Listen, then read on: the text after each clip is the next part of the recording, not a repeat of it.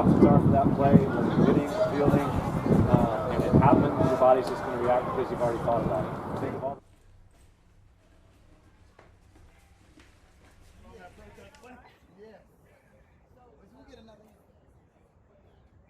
It's okay.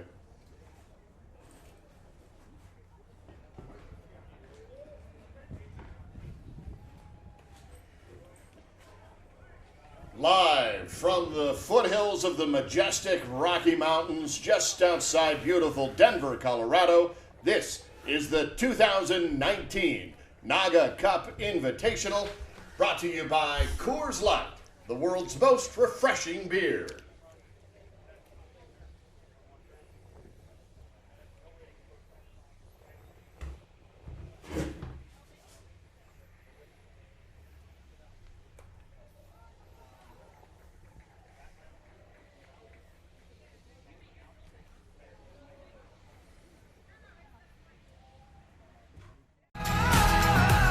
For those who thirst for more, Coors Light is colder, cleaner, and crisper.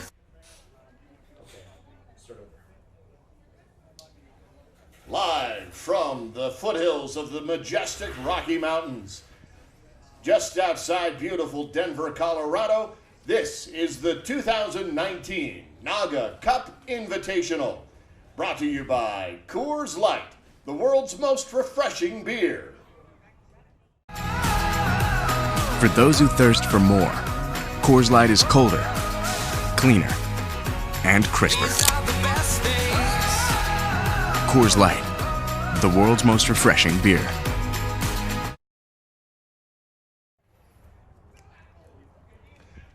Welcome, everybody. Good morning. He's Rich Siegel. I'm Roman Jimenez, and we are streaming now on Facebook Live and YouTube on the official NAGAAA Softball social media channels. We are here in beautiful Denver, Colorado for the NAGAAA Cup. We've got two B games today, or we've got a game against two B teams, rather, the Atlanta Primetime Elite and the Dallas Lone Star Smash. And it is my pleasure to introduce my broadcast partner for today's games, Rich Siegel, a Hall of Famer from Softball Austin. Rich, welcome to the Cloud Sports Network. Roman, thank you very much. It's such a great pleasure to be here, and for our first time doing live NAGAAA Cup softball. It's one of the best tournaments of the year.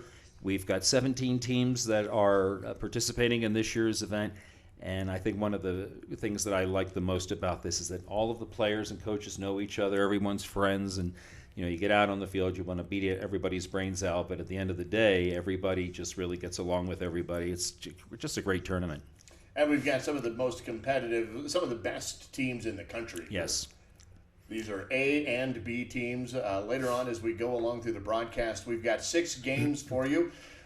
Starting now here in the Mountain Time Zone, we've got games at 9 o'clock, 10 o'clock, 11 o'clock, 12 o'clock, 1 o'clock, and 2 o'clock. So for those of you out east, or back east, we say, it is 11 a.m. And for those of you out west, it is 8 a.m. And we are just so thrilled that you are joining us here. The way it works is each game will become its own broadcast, so that if you're wanting to watch that noon game, you don't need to stick around for all 3 hours. You can come back and just click on the video that is the third game. A little easier to do on YouTube, but you can do it on Facebook as well, because each Facebook post will be its own game as well. So we're glad you're here. And Rich, it's a pleasure. What do you know about the Dallas teams, and what do you know about this Atlanta team? The Atlanta team just pulled what I would consider to be an upset of sorts, because they're a B team, and they played the Palm Springs Rounders 2.0, and they beat them. And so that would be considered somewhat of an upset, because those of you that are familiar with NAGAAA softball know that Palm Springs is a perennial winner of several tournaments. Meanwhile, Dallas is, as described by their coach, Deborah Jean Lowry. I said, describe your team in one word, and she said, awesome. They're a team that has just about 4 power hitters. They have one very fast player. Others are pretty fast, but Deborah said they've got one who she considers to be a speed demon. Tony Brown is their pitcher. He is wearing number 3 today. He is a pitcher, right-handed pitcher with good control. Deborah Jean is in her 10th year of coaching this team. I think that's pretty phenomenal. And they are the home team for this game. Again, Dallas and Atlanta, the primetime elite against the Smash. And this game is brought to you by Tito's Handmade Vodka, copper pot distilled, made in Austin, and each batch is taste tested for perfection. Get cocktail tips, vodka recipes, pet gear even, and apparel at titosvodka.com. That'll bring up Ronnie Brown, left center for the primetime elite. And we're underway. Here's the first pitch with the 1-1 count. We'll explain what that means later. There's a ground ball to shortstop. Shortstop's up with it. Fires over to first and just by a half a step gets him. That is some speed running down that bases. Caught that ball deep in the hole and has a cannon for an arm. It was a very close play. This Atlanta team, I know from past tournaments, they're very, very fast. And that'll bring up DeWitt Myers. He steps into the box. We said with a 1-1 count, that means each time the batter steps in the box, there's already a 1 ball and a 1 strike count. And he takes an inside strike, so that makes it 1 ball, 2 strikes. The umpire called that pitch illegal, probably because it resembled a bit of a quick pitch there. Chris Overly is our home plate umpire today, and he's a stickler for the rules. As one would hope an umpire would Yeah, be. exactly. He's from San Francisco. There's a ground ball also to that shortstop, and there's a gun again. And DeWitt Myers is out on a play that goes 6-3. The shortstop is Aaron Light. I've seen him play before. Many of us have seen him play before, and again, he's just got a cannon for an arm going from shortstop to first base. So with 2 outs, that'll bring up the lefty Jonathan Harper. That ball is short, as you can see from our home plate camera. We've got 4 cameras for you today, 1 on home and 1 at first, 1 at third, and then 1 just kind of overlooking everything. We'll show that to you in a little bit when we take it off that beautiful mountain view. Right now it's kind of tuned in on the outfield. It's a beautiful view here at Christopher Park here in Westminster is where we're at, as the ground ball goes to the second baseman playing deep in the hole. And there we go, a quick 1-2-3 inning as that play goes 4-3. I think we got real lucky with this view that we have, too. I don't think any of the other fields at this complex have quite the view that we have. We've got a game in front of us, and then you just overlook the scoreboard, and we see the snow-capped mountains on a very picturesque day. The sky is completely clear, 61 degrees. It started out in the 40s this morning, but it's warmed up very nicely, and we've got a great day for softball. I just hope all the players remember sunscreen. Sunscreen and play nice with each other, because the stakes are high with this one. The top 3 finishers in each division, the top 3 finishers in the tournament, rather, get a free entry into the Gay Softball World Series held later on this year in Kansas City. Mm-hmm. So they are playing for something more than just a little bit of hardware. So who do we have coming up for Deborah Jean and the Dallas Lone Star? Chris Timmons, Kyle Clough, and Kevin Reed. Left center, second base, and first baseman. So 0-0 is the score right now. The pitcher for the Atlanta Primetime Elite is Javaris Lindsay. And I just heard the umpire say, ball in. So we're ready to start the bottom of the first.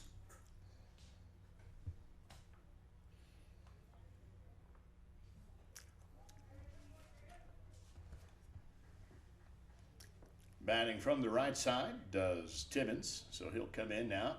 Steps into the box. Again, there's 1 ball and 1 count. We have what's called a foul to give. We'll explain that when we see it. It comes after 2 strikes. Here's the 1-1 pitch, and that is a strike. But no, it is called a ball. Pardon me. The height was a problem there. So he takes the next pitch and just pokes it into right field. And he's aboard with a leadoff single. He went opposite field on that one. Drove it to the left of the second baseman, and he is a leadoff runner here in the bottom of the first. That'll bring up Kyle Clough, the second baseman, as he takes the 1-1 pitch. Ground ball shortstop. Is it 2? It is not going to be, as it gets through the legs, but only because the shortstop ranged so far into the hole to get that ball. So it is a Nobody out gets, no outs get recorded there. Yeah, he went deep into the hole on the right did. side, but his throw to second was just a little bit offline, and so the runner Timmons was called safe at second base. Hustling down there, not taking anything for granted.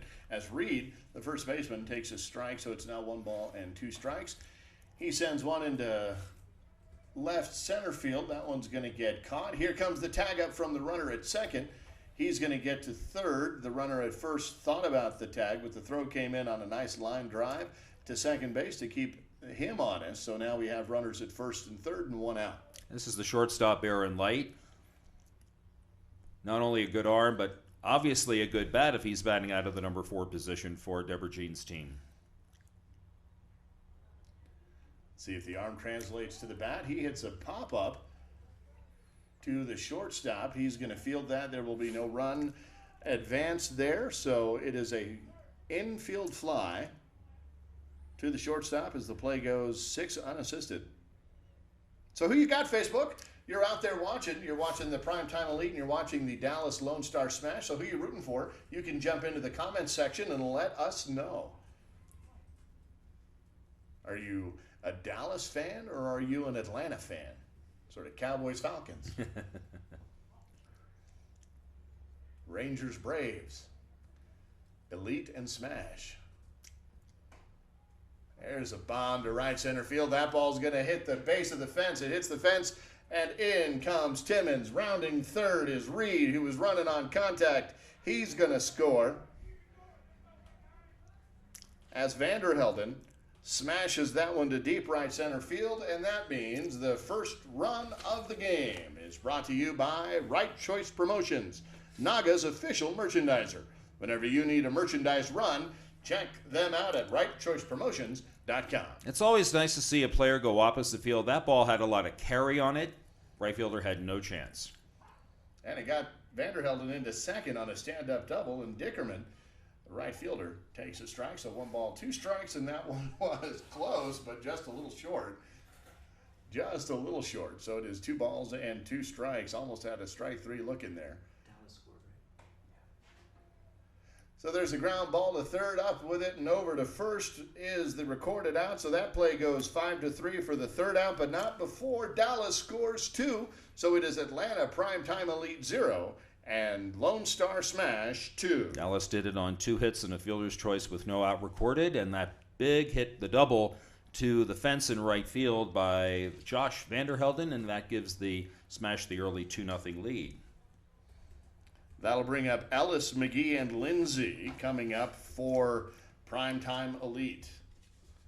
Home plate umpire Chris Overly, I'm not sure if you're able to see it there, but he's letting us know that we have the score right, so thank you, Chris. We appreciate that. Lots to keep track of for our producer, engineer, technical operations, vice president, chief of technology, Mitch Barnes, who's in the booth with us. You will occasionally hear him laughing or yelling at me. Let's hope it's more laughing. But he's got us some really fabulous camera shots that I hope our fans will appreciate as they watch this game. So we have James Ellis leading off here in the top of the second.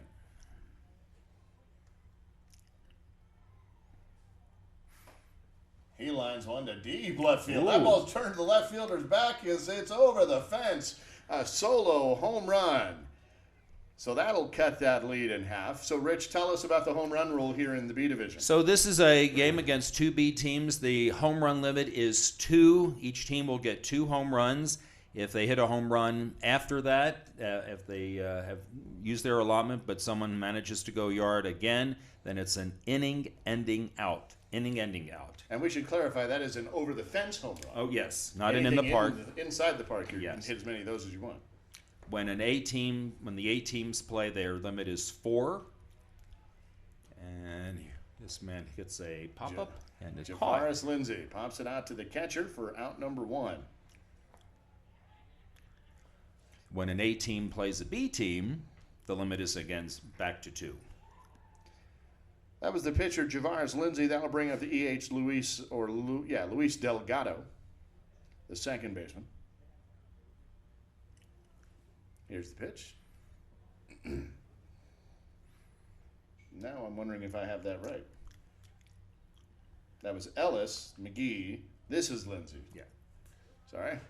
I'm like, I was looking at that, and I'm like, well, no, yeah, that's not the second baseman at all. That's the pitcher. So it was Ellis who hit the solo shot. McGee popped out. It's okay, walked. folks. I'm a professional. And he walked. and there we go. You Lindsay walks. It's a very busy weekend across the country for gay softball. There's this tournament.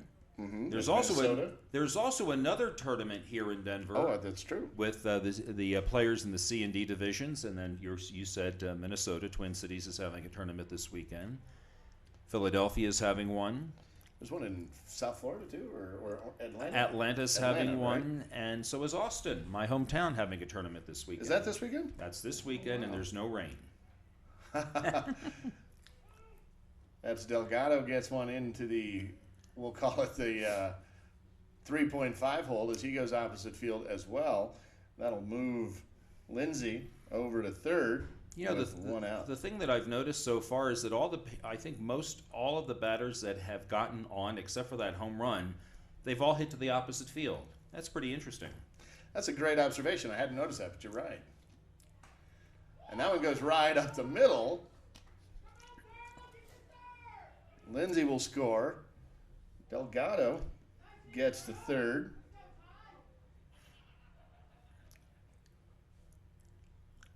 As that was Thomas. Yes. Gets to first. And he went straight up the middle. So we've got 2 runs in now. So it's a tie ball game, and the go-ahead run is the third. That one's deep.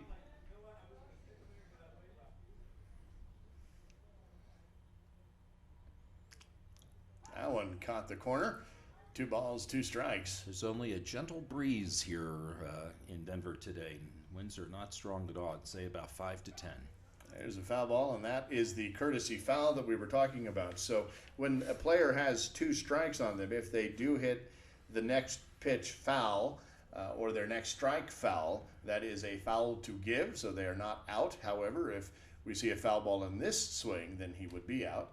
And there's a pop fly to first base, a tricky one, and that one is a fair ball because it was going to land in fair territory.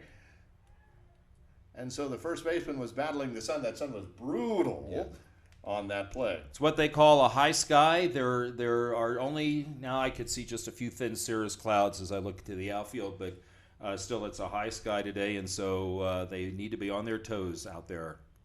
Getting the kind of cloud right is the only kind of coverage you get from the Cloud Sports Network meteorologist. That's why I did that. That's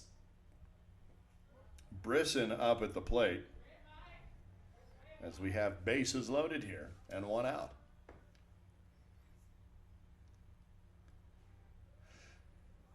And he takes a bases loaded walk. There's an RBI, and now Atlanta has scored 3 in this inning. That's Delgado coming in on the force.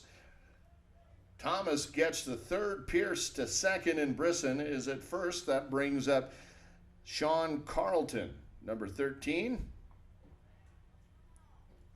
He's playing second base.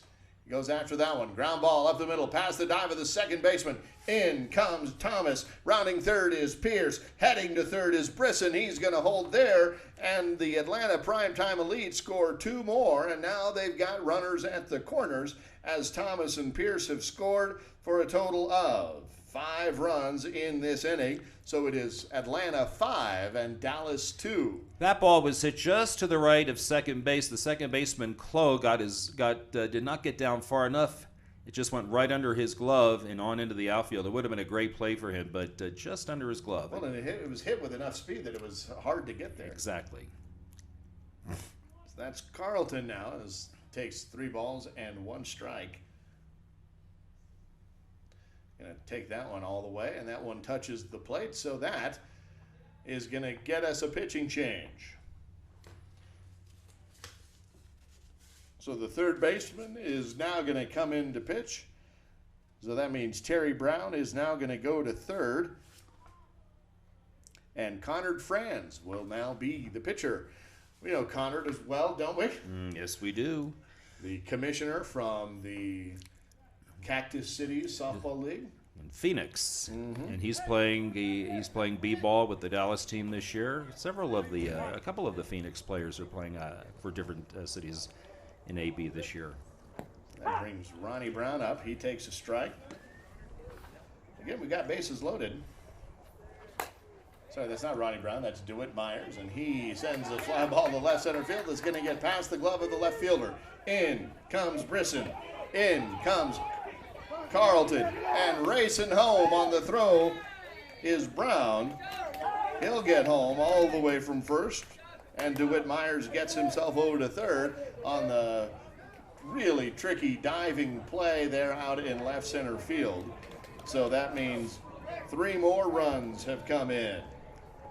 So it is now 8-2. I'll tell you what, they're hitting the ball hard. They have not had any tweeners or anything like that. They have hit the ball very well in this game. Hard, solid hits. Now I'm still only seeing 1 out here.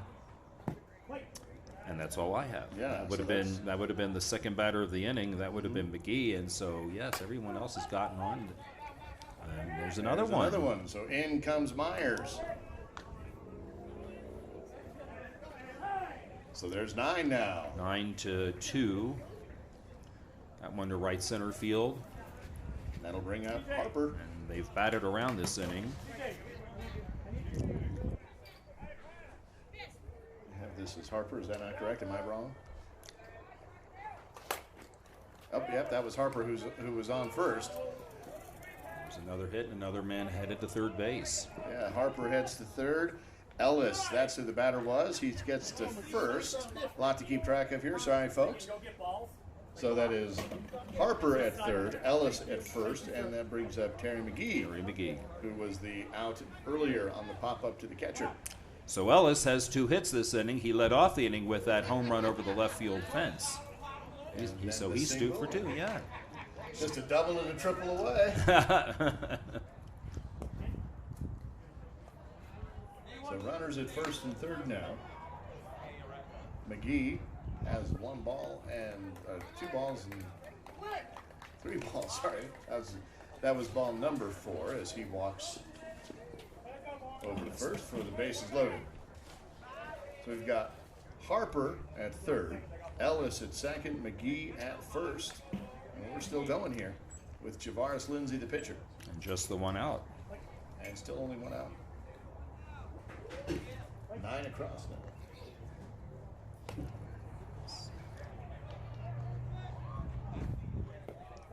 Here's another ball. 3 balls and 1 strike.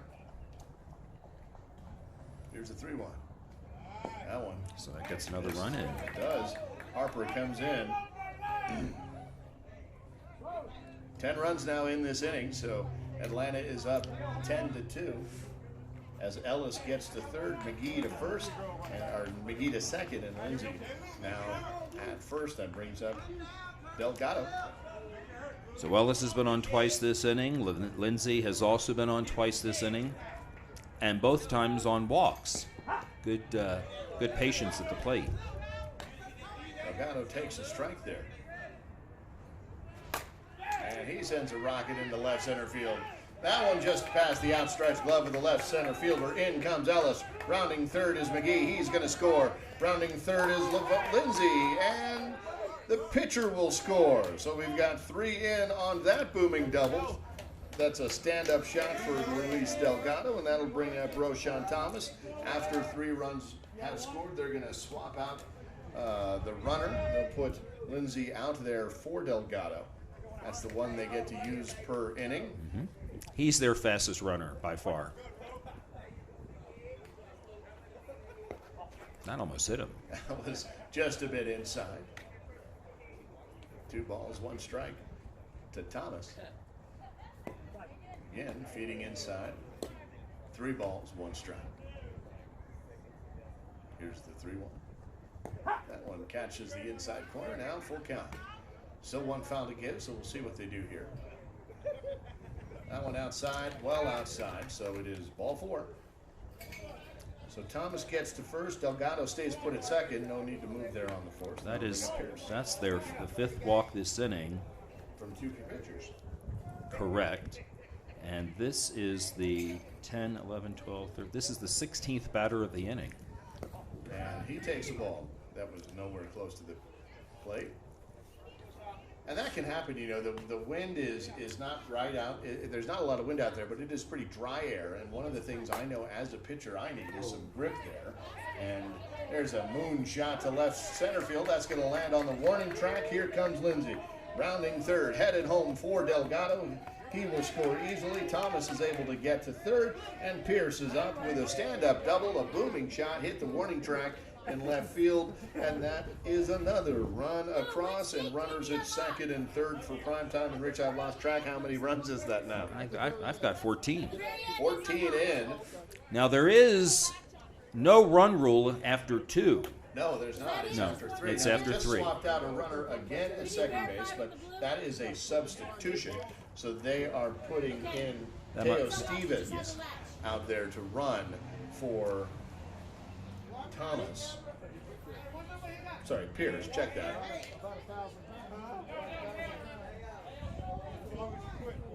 You're right.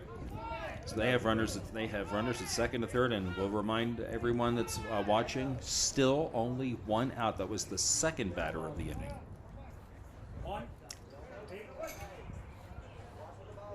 Thank you, Chris Overland, letting us know that. Brings up Tyler Brisson. Had the chance to chat with him at the opening party yesterday. Really nice kid. There's a bomb. Brisson hits another one to the warning track. That's going to score Thomas for sure. Pierce, that's Stevens running for Pierce. He's going to get to third. That was kind of hard to really judge. So he's going to be at third, and Brisson will be at second with another stand-up double for Sean Carlton. 2 steps into the box, and Rich, we're just a few more batters away from flipping the line. Exactly. 10, 11, 12, 13, 14, 15. There's a line drive to the shortstop, L6 for out number 2, perhaps mercifully. This primetime elite brought their bats, and you know you've been around softball a long time. I've certainly played a long time, and sometimes you just run into a buzzsaw like that, and you hope it doesn't last more than an inning if you're the opposing team. That's correct. Because we are still not out of reach. No. Dallas could turn around in the bottom of this inning and get the same number of runs. They scored 15 in one inning in the previous game just a minute ago, as that ball is going to go foul. So yeah, it's. If you're sitting there thinking this game is over, it is far from it. Not by a long shot. There's plenty of time left. Ronnie Brown fouls that one off, so it's now 1 ball and 2 strikes. Had a chance to chat with most of the elite yesterday. They're in from Atlanta, very nice group of folks. There are 3 teams here that have traveled from the East Coast to come to Denver for this tournament. The other 2 are the 2 teams from Orlando. The Unicorns. The Unicorns, A and B. Oh, there's a smack into left field. In will come Pierce, and then that'll bring in Stevens as well. He's running for Pierce, rather, so 2 more in on the single by Ronnie Brown. Let's make sure we got the same count. I've got 17. What do you have? 1, 2, 3, 4, 5, 6, 7, 8, 9, 10, 11, 12, 13, 14, 15. That's the inning. There was a ground ball to the second baseman. He steps on second base, and that finally ends what was about a 17-minute inning with 17 runs. 17 runs. They're scoring on that pace. They'll take any time. So it is 17-2. Atlanta Primetime Elite over Dallas. They've got some catching up to do. And we are bringing you these games live again. We're at Christopher Park in what is considered Westminster, a suburb of Denver. And this game is again brought to you by Tito's Vodka. Handmade, copper pot distilled, made there in Austin, and each batch is taste tested for perfection. Again, get cocktail tips, vodka recipes, pet gear, and apparel at Tito'sVodka.com. Looks like we just got the count from the umpire. 17-2.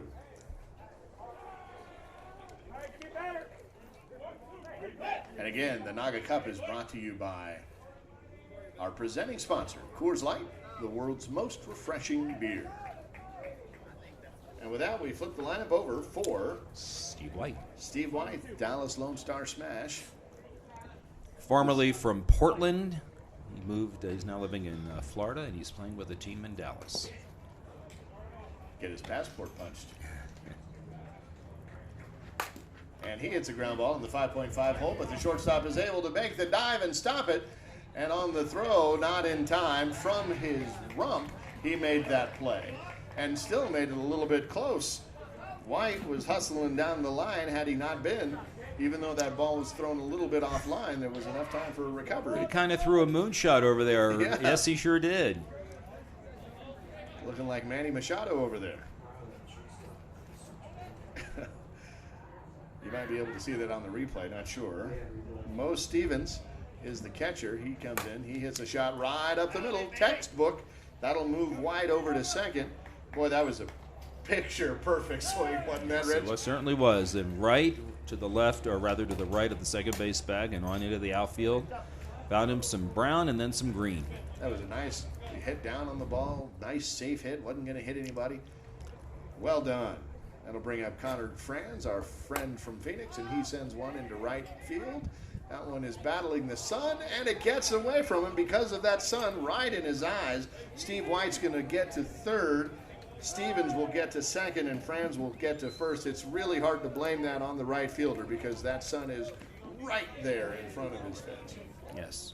He was close to it, but again, you can hardly see when the ball gets that high in that high sky that we have, and so there's going to be a change, it looks like. Sunglasses. Or maybe it's sunglasses. It's an equipment addition. Well, I couldn't believe that he wouldn't have been wearing sunglasses anyway. I'm sitting in a shade, and I'm wearing mine. Well, for me, they're a distraction. Sunglasses? They are for me, yeah. So a lot of players will prefer not to wear them. Okay. And instead go with maybe a hat or something else, and it's just tough. That'll bring up Kapperlin, the extra hitter for this game. He takes a strike on the inside corner, says Chris Overland.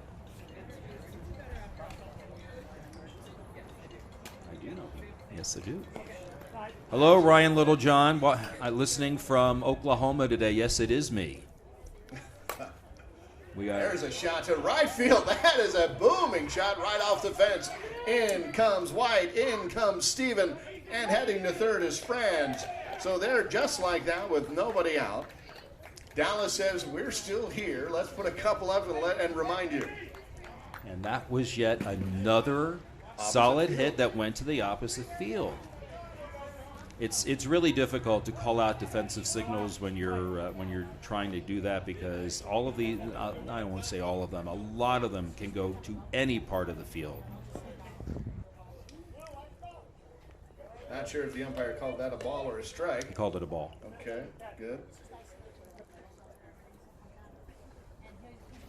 There's a ground ball, second base.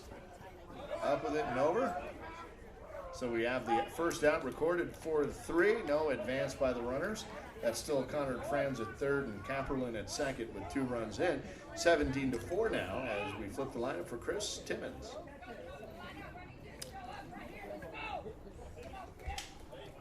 Who else you got, Facebook? Who else is out there? Let us know you're watching.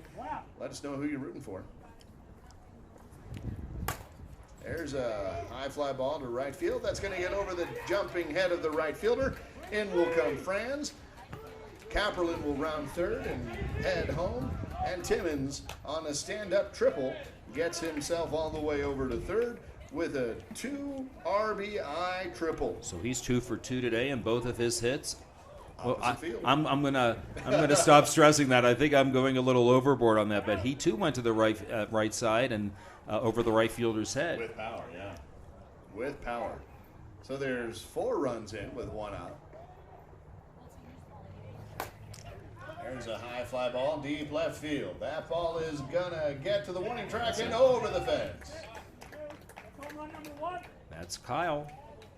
So Kyle Clough hits a dinger, a 2-run home run, and it seems like ancient history now, but that score that was 17-2 is now 17-8, and now 9 seems a whole lot more manageable, doesn't it? Yes, it really does. That'll bring up Kevin Reed. He sends a shot into shallow right field, but carries a little bit further than the right fielder thought it was going to. He's going to get all the way to third. again, that sun is kind of brutal out there for the right fielders, and Dallas is smart enough to take advantage of it. That'll bring up Aaron Light, the shortstop, as they're just going to have a talk about what to do here. They're going to quickly gather and figure out if they're going to maybe make a change, and it looks like they're going to send the pitcher out to right field. And so we will now see. So Javaris Lindsay is going to take over in right field. It looks like Delgado then at second, or pitching. Let's see. We're waiting to see a number. Yeah, 28. That is him. Delgado, yeah. Okay. So they're going to do a change too. This is necessary because the right fielder has been having difficulties with the sun out there. I think that's Terry. Yeah, that's Terry McGee. He'll be fine. He'll come back and. Right, and there's a hard shot.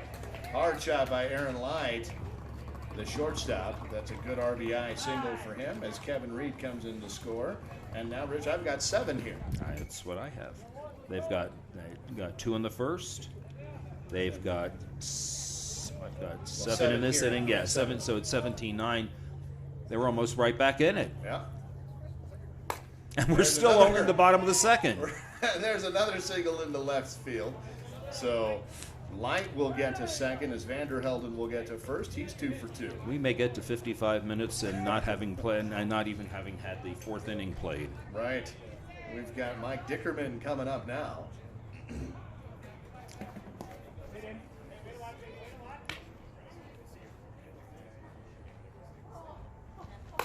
He goes into the 5.5 hole, but the third baseman's able to grab it, gets the tag at third. Did he not get the tag? He did not tag the runner. The umpire is calling him safe. He's saying the runner is down. Check that. He's saying the runner is out. And that was a double play, folks. So the tag for the runner going from second to third, I thought he got it. And then he made the forced throw over to second to get Vanderhelden. So on the fielder's choice from Dickerman, Light is the out number 2, and then Vanderhelden is out number 3. And we will come back with Steve White leading off. But some damage has been done. They've definitely crawled back in it now with 7 in that inning for a score of now 17-9. And so, again, everyone's hitting the ball. Even that ball was hit very solidly, and it's good that they responded to Dallas the way they did. As I say, we've got 6 games of coverage today. Game 2 will be LA Thunder versus the Denver Sticks. That game is coming up on or about 10 o'clock. This is tournament time, we like to say, so sometimes these games will run a little long, sometimes they'll run a little short, just all depends. And when that happens, we will end our broadcast and then come right back. So if you see the screen kind of go blank, don't give up on us. Just wait for that notification to let you know we've gone live again, because we'll have LA Thunder versus Denver Sticks coming up here in about 20 minutes. That will bring up, flipping my lineup sheet here. Jonathan Harper. There you go. Third batter here. And he hit it to the warning track. Yeah. So he's 2 for 3. And we're in inning 3, top of. This is the top of the 3rd inning here, which is really hard for us to say because our scorebooks have pushed us over to the 4th inning, but we're in really in inning number 3 as Harper is aboard with a double. Bring up Ellis. There's a hard shot in between the first and second baseman, and Harper will round third, come home. Here's not going to be a throw, so Ellis will bring in an RBI single as he stands on first base, and run number 18. 18. He has 3 RBIs this afternoon. No, this morning. Here comes Terry McGee. He was listed as a defensive substitution, but he is still in the lineup, so he's still playing. They're saying his teammates are giving him a little bit of grief for that, asking if it was a full swing or if it was a check swing. I think he almost fell down. There he goes. He gets a hold of that one and sends it into deep left center field. That ball's going to get caught, but not before Ellis is able to tag up and get to second on a closer than I thought play was going to be. But he is in there safe on the sac fly by McGee for out number 1. That'll bring up Lindsay. And again, it's worth knowing, as we said earlier, for those that don't know the Atlanta team that well, they are blessed with speed. Well, no.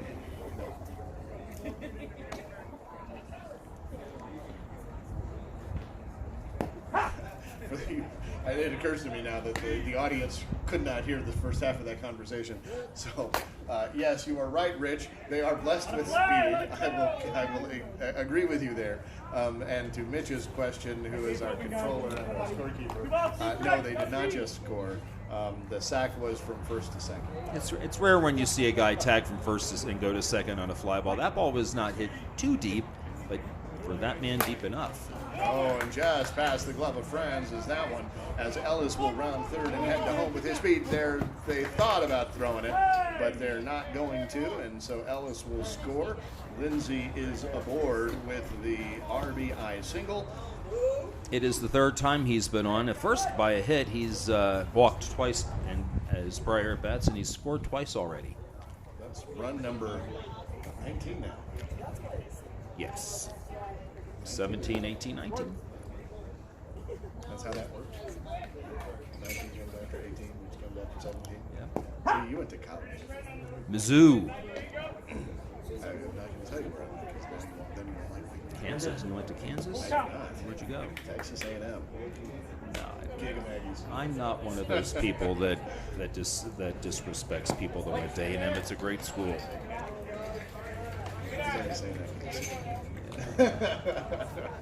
Lindsay takes the walk and gets to second as Delgado over to first, and that'll bring up Roshan Thomas. Now, there are plenty of people in Austin that you'll run into who will tell you, who will show you some disrespect that you went to A&M, but not this one. When I have the pleasure, oh, there's a moonshot. That was a home run, no doubt. That's going to hit the street. It does hit the street and goes over the road out there. That is the fence dead center is 307 feet. That went 340. Well, Lindsay will score. Obviously, Delgado comes in, and that's the second home run, right? That is, and so they may not hit any more home runs. If they do, it's again an inning ending out. And that was Thomas who hit that, right? That was Roshan Thomas. Roshan Thomas, so a 3-run shot. He has also been on base 3 times. 2 by hit and 1 by walk. Brings up catcher Tyler Pierce.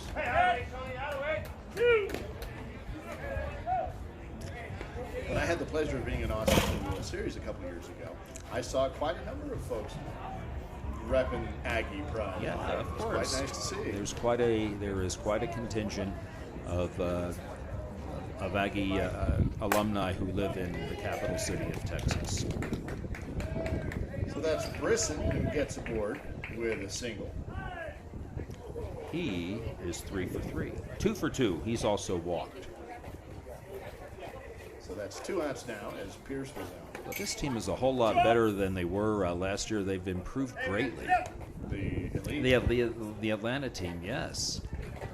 Well, they had a great Sin City Classic playing in the championship game. As Brisson will get to second on Carlton's single to left field. And we flip the lineup for Ronnie Brown, who's 2 for 3.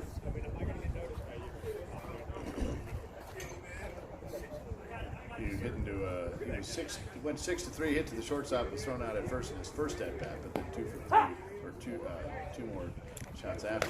He's going to take a second to think about that. Yes, I don't think he was too thrilled with that call at all. It looked like a perfect strike. There's a ground ball right up the middle. Brisson jumps over it to avoid getting hit. Here comes the throw home. Brisson will stay at third because that was a rocket thrown from the left center fielder. So Brown is aboard, bases loaded, 2 outs for DeWitt Myers, number 99. No pressure, kid. Grounded to short, has doubled, and he has hit into a fielder's choice, the second baseman.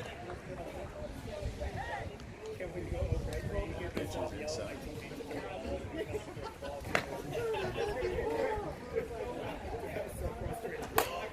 And there's the fly ball. Deep left field, left center field. That's going to get caught on the warning track for out number 3. Rich, how many runs came in there? I have 2, 3, 4, 5. I've got 5 runs that inning for Atlanta, so they respond to the 6 runs or the 7 runs that Dallas scored in the second. So that pushes them to 22 to 9. 22 to 9 and I'd say about 10 minutes left. A little less than. Yeah. It's a 55-minute time limit for pool play. And when we get into double elimination, 60 minutes, there is no time limit for a championship game nor an if game.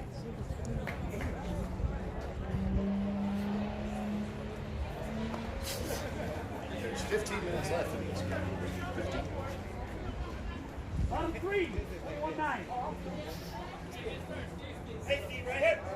Dallas is this Dallas Lone Star Smash team is actually sponsored by Right Choice Promotions, one of the sponsors here at the NAGAAA Cup.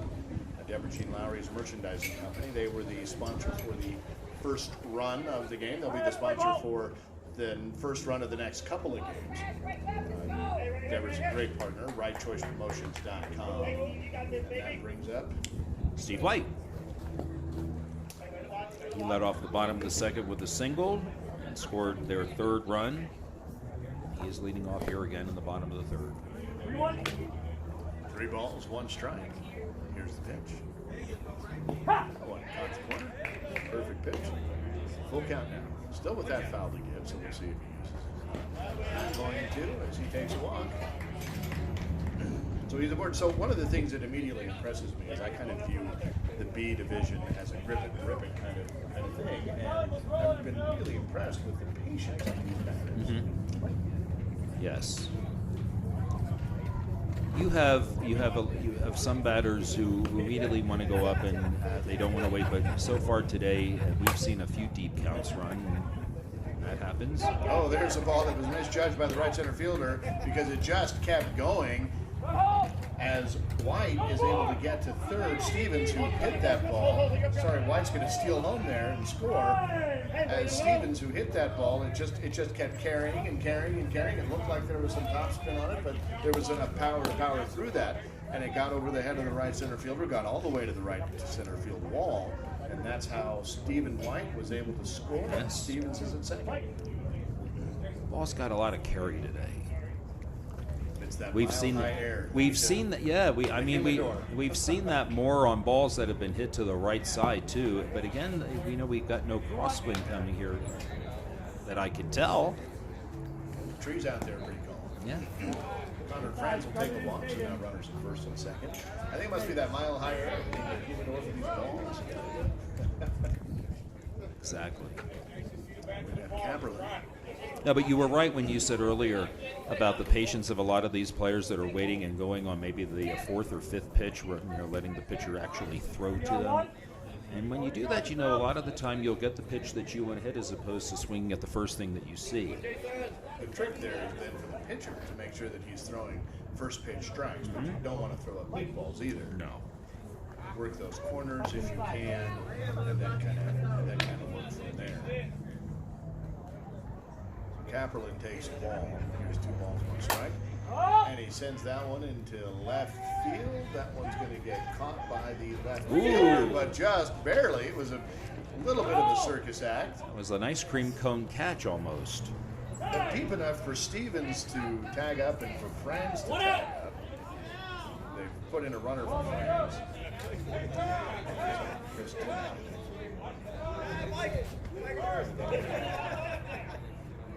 Tony Brown.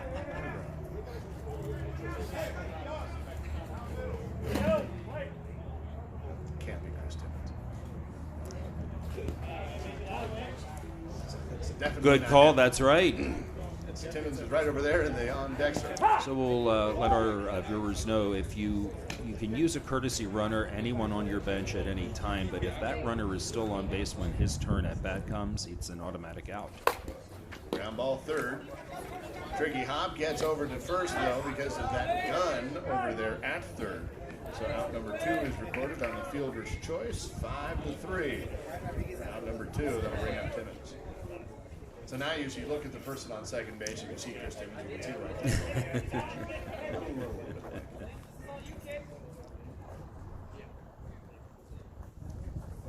So we'll see if Timmons can go 3 for 3. Those are 2 big runs out there. With 2 outs, they'll be going on contact. Here's the 1-2. He sends a shot up the middle. Up the middle it goes, and it's going to get out of the glove of the right center fielder.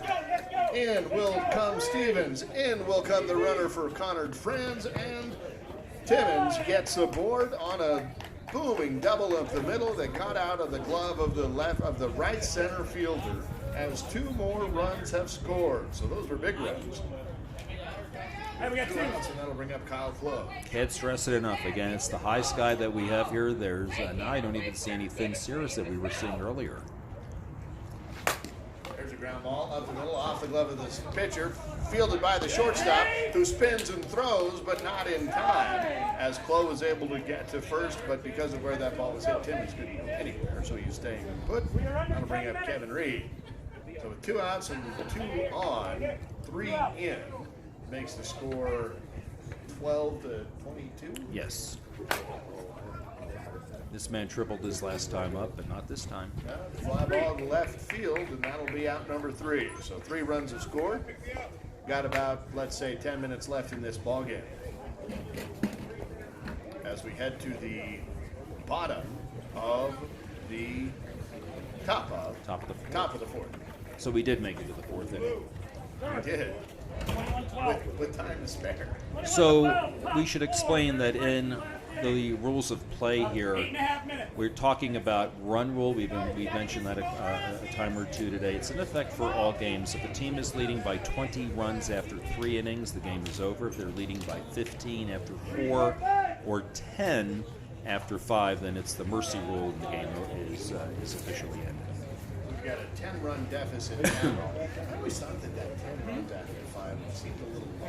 Yeah, I think at one time some leagues were using 12, and then a lot of them just decided to get in step with what NAGAAA was doing. And yes, I think 12 would actually be better, but a lot of people don't agree with me. The USA says it is 10. As a USA certified tournament umpire, I have to agree.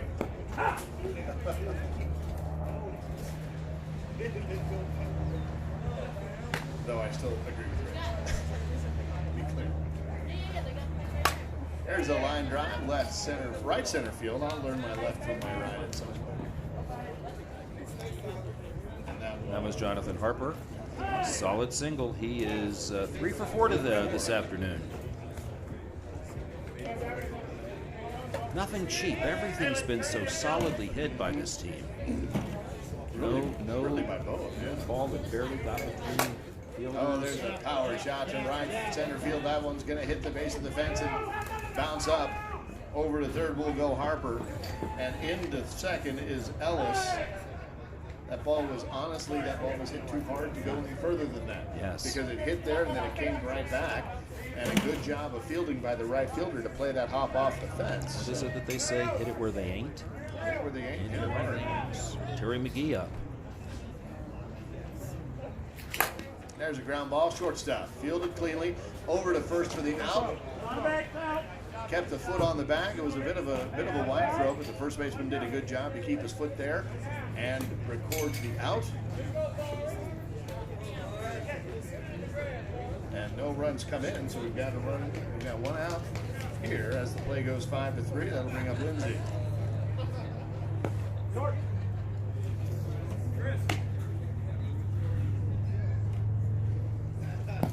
That one hits the plate, so ball 3 balls and 1 strike.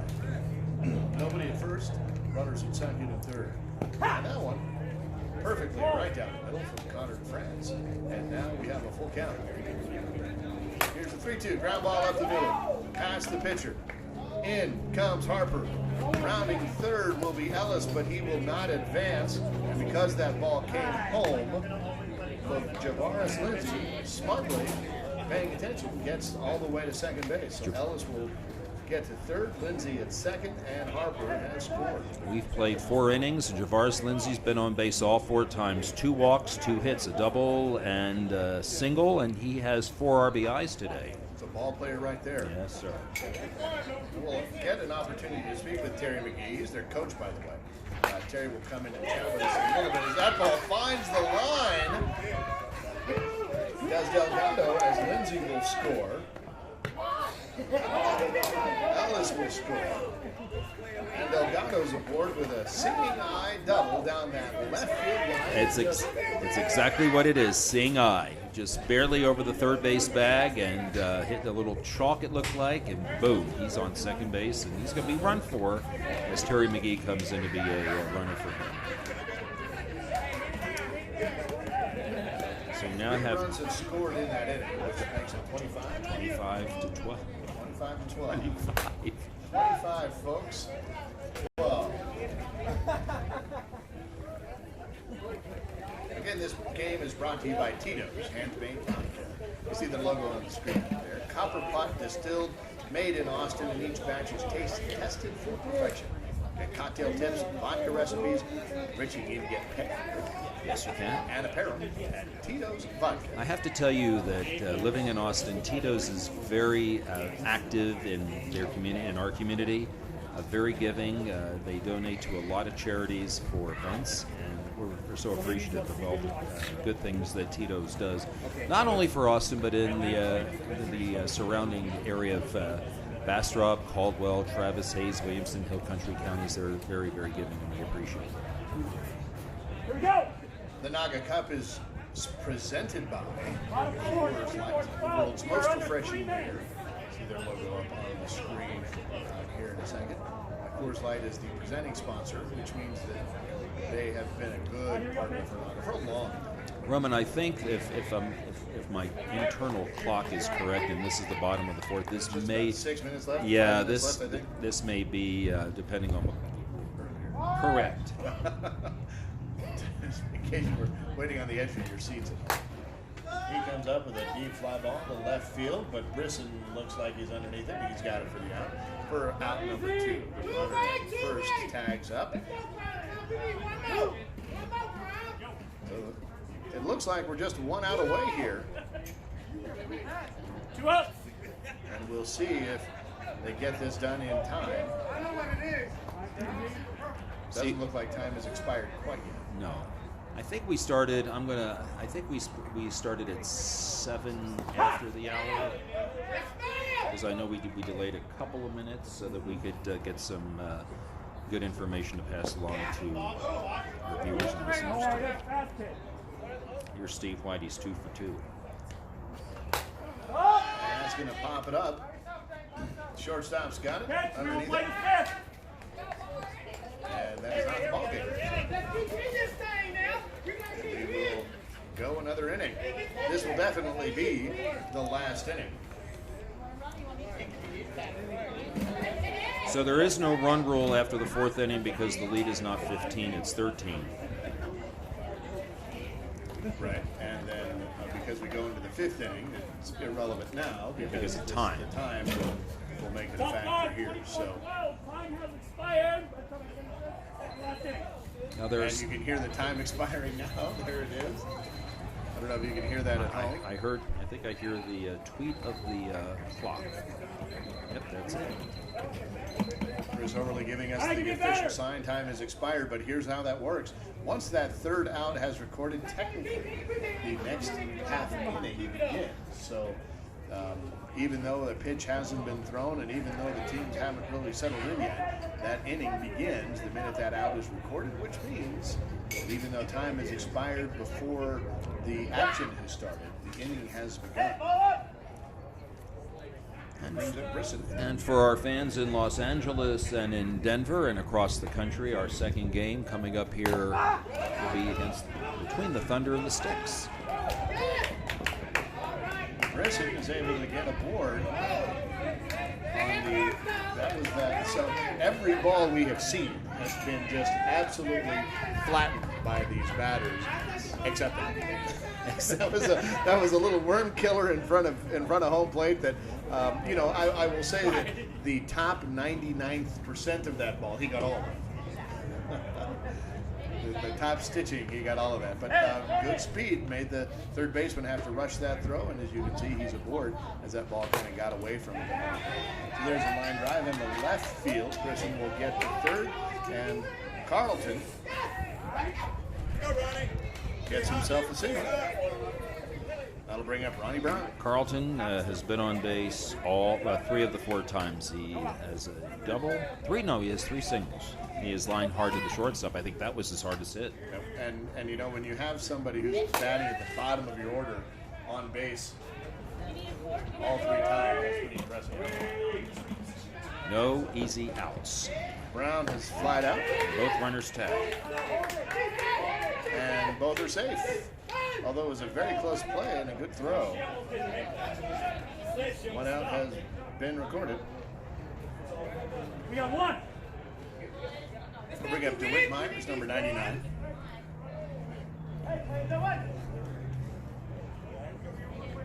It's a beautiful day out here. Just beautiful. Just majestic. So scenic. What I like to call postcard picture perfect. You bet. There's a line drive up the middle. 2 runs will score on that. Well, 1 run will score. That'll be Brisson. Carlton will get the third as DeWitt Myers gets an RBI single. Very rare that you have a game where a team gets a player gets 5 at-bats, and so far 3 of these Atlanta players have hit 5 times in this game. There's a ground ball to first, up with it and over. It's a first to second for the out. Out is number 2 is recorded, but unable to get the turn back from second to first. So Myers is out at second on the 4s, and Carlton stayed put at third because everybody did a good job of looking at how they threw that. Sure did. 2 outs have been recorded as Harper hits into the fielder's choice. That'll bring up James Ellis, and Ellis is having trouble.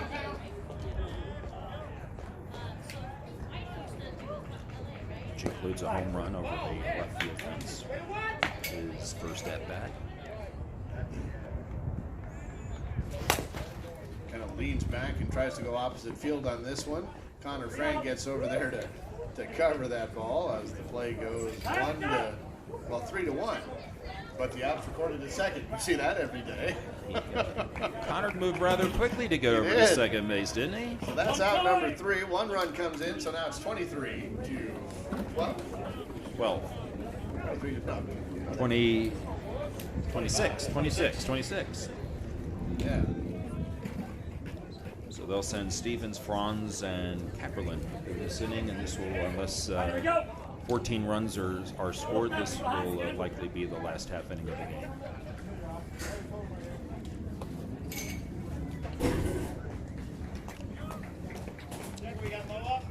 I want to thank you all for joining us here for this first game. Our second game, we have 5 more after this. We'll have the LA Thunder and the Denver Six coming up. That will be followed by our third game, the Portland Brewers and the Austin ATX Fusion. Our 4th game today, which is around noon, will be the LA Rebels and the Dallas Texas Force, followed by the Houston Revolution and the Seattle Los Galitos. And our final game of the afternoon that we'll be televising will be the San Francisco Quake against the Orlando Unicorns A. So we're showcasing 12 teams here this morning and this afternoon, and we'll get to the other 5 as we get into tomorrow. Here's a ground ball to shortstop, and the play is at first base, and Mo Stevens is out to start the bottom of the 5th. He went after the first pitch, and the batter will be Conrad Franz. Conrad started the game at second base. He's now the pitcher.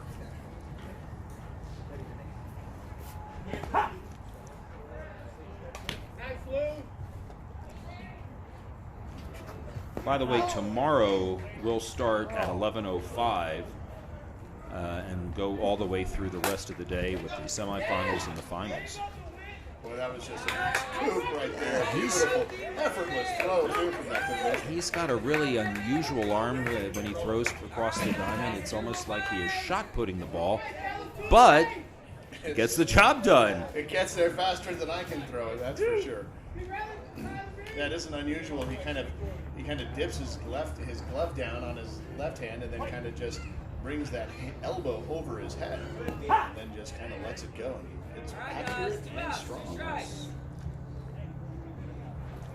So that's Kapperlin in the box now. So we are here at Christopher Field. That's a beautiful shot. Yes, base hit. To keep their hopes alive.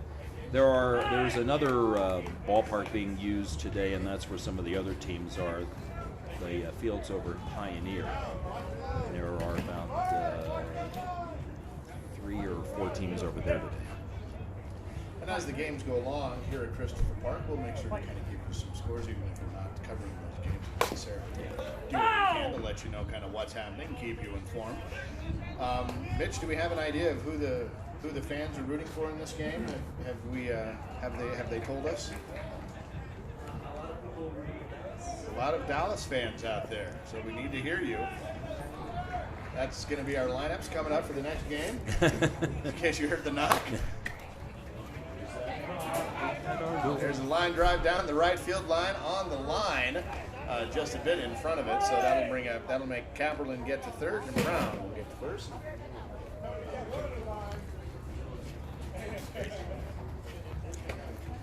I'll bring up Chris Timmons.